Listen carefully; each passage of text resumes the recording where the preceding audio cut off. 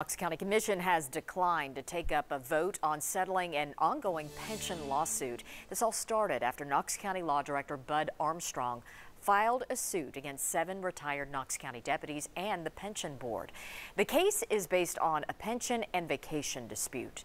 Over the past year, Knox County Mayor Glenn Jacobs says the situation has cost the county nearly $600,000, mostly in legal fees.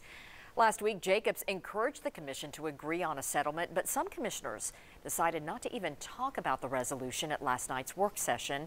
So for now, the court case will move forward with a hearing tomorrow.